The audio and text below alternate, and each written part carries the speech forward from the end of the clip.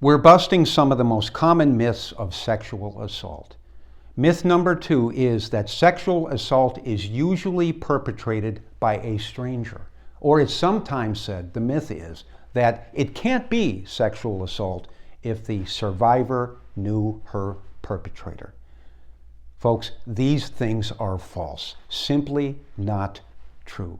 Here are some very important statistics that I think make the point well. 80% of rapes are committed by someone that the survivor knew.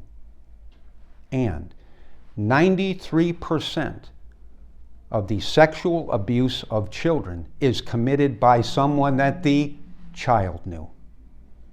A parent, a friend, a coach, a teacher. Now, these statistics tell us something very important.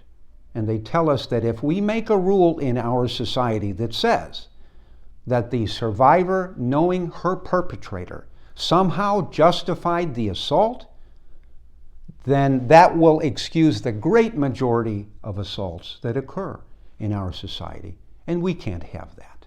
Of course we can't. It would also send a horrible message that would just result in even more assaults. And why? Because we would be giving perpetrators a built-in excuse.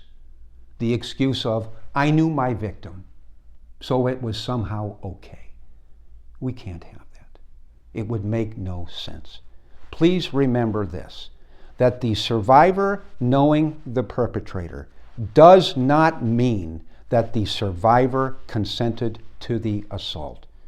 And of course, children, minors, cannot consent anyway. It would also not mean that the survivor must be especially demonstrative in resisting the assault just because she knew the perpetrator. It doesn't mean that either.